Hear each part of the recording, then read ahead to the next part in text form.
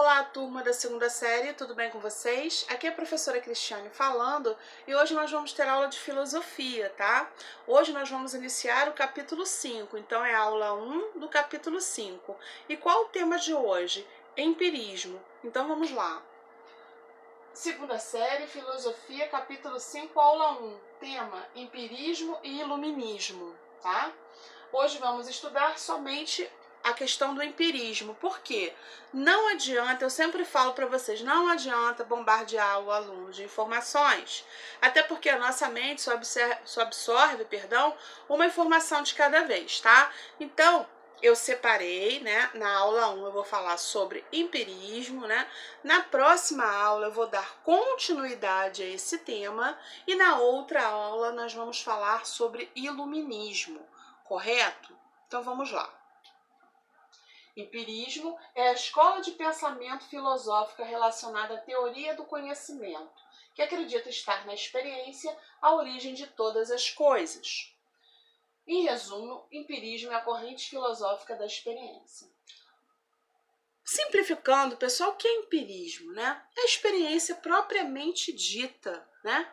É a experiência que a gente vive, que a gente sente. Nós passamos por uma situação, então, tudo que a gente vivenciou ali dentro daquela situação, tudo que a gente sentiu, que a gente olhou, né, que a gente falou, que a gente ouviu, é uma experiência empírica, né? Nós usamos os nossos sentidos. Então vamos lá. O empirismo é caracterizado pelo conhecimento científico, quando a sabedoria é adquirida através das percepções, diferentemente da teoria, tá, pessoal?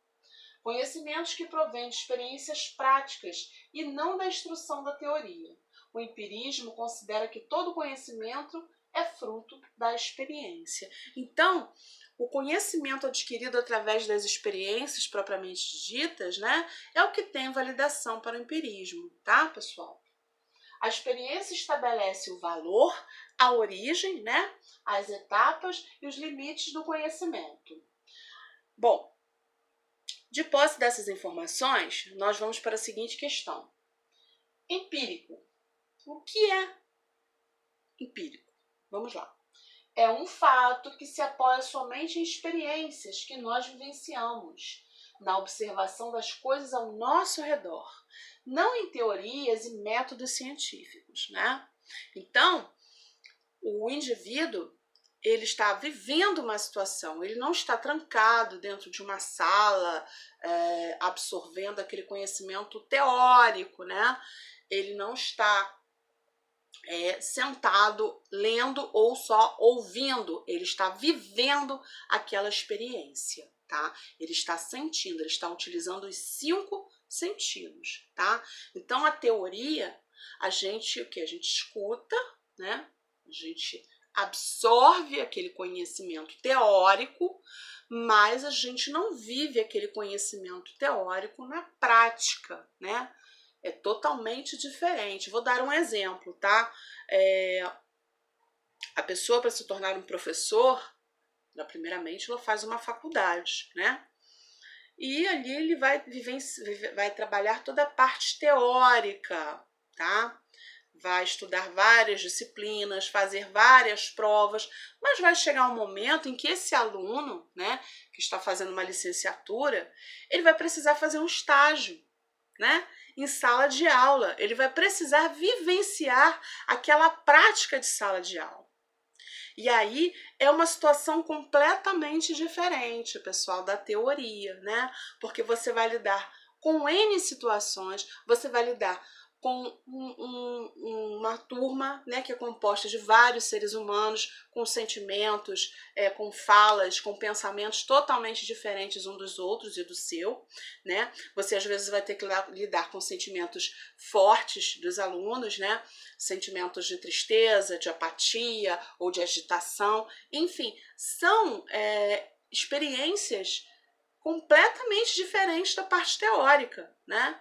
Tem muita gente que se assusta, tem muita gente que acha fascinante, porque realmente é ali que você vai ver se você vai ser professor ou não, tá? É você lidar com aquela experiência, você vai usar todos os seus sentidos, né? Você vai usar a audição, você vai usar o tato, a fala, né?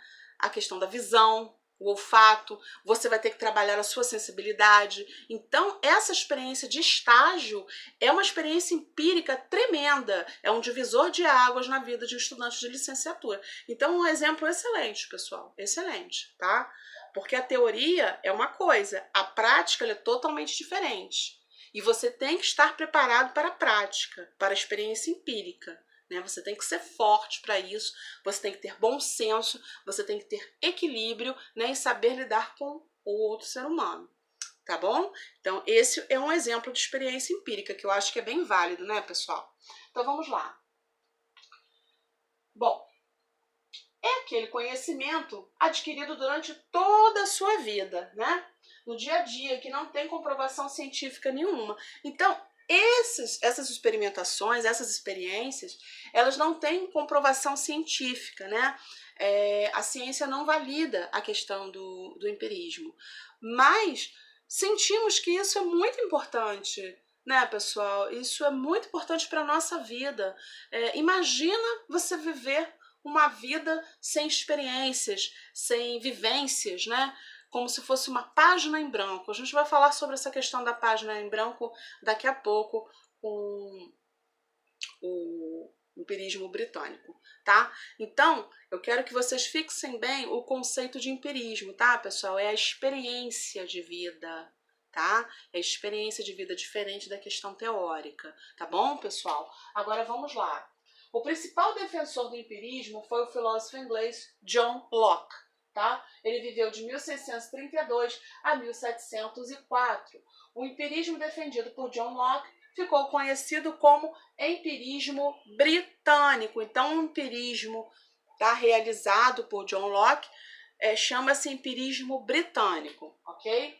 John Locke acreditava que a experiência forma as ideias em nossa mente, realmente, pessoal.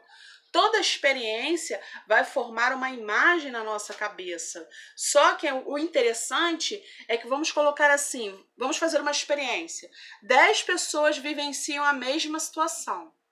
10 pessoas vão sentir a mesma experiência de formas diferentes. Serão 10 formas diferentes das pessoas sentirem essa experiência, tá? Então é muito interessante como cada indivíduo sente e lidar com a mesma situação, tá? Então vamos lá. John Locke procurava demonstrar que qualquer ideia que temos não nasce conosco, mas se inicia na experiência, tá? Logicamente, né, gente? Eu concordo muito com isso, né? Toda ideia que nós formamos se inicia através de uma experiência, tá? A gente pode usar a imaginação, mas a ideia é diferente da imaginação, né? E ela se inicia realmente através de uma experiência, ok? Para ele, experiências são as nossas sensações, sentidos. Ouvimos, enxergamos, tocamos, saboreamos e cheiramos. Cada um dos 5 sentidos leva informações para a nossa mente, né? Para o nosso cérebro, ok? Bom, assim nossas ideias são um reflexo daquilo que nossos sentidos percebem do mundo. E assim formam-se as experiências que são únicas e individuais. Bom, e são essas experiências que vai preencher a página em branco, né? Que vai escrever a nossa história, a nossa vida, né? Então, ao longo de muitos anos, que no Ocidente as pessoas não têm esse hábito, né? De valorizarem a experiência dos idosos, né? Mas se você sentar para conversar com um idoso, nossa, eles têm tanta coisa legal para conversar, para falar das experiências que eles já viveram, dos países que eles já visitaram, das culturas que eles vivenciaram, né? Então é muito interessante, pessoal, a gente saber escutar as experiências dos outros, né? E temos que criar esse hábito aqui no Ocidente de escutar os idosos, porque eles têm muitas histórias, muitas experiências de vida para contar, e é uma lição, é um aprendizado, né? Diferentemente no Oriente, né, que os idosos são extremamente respeitados, né?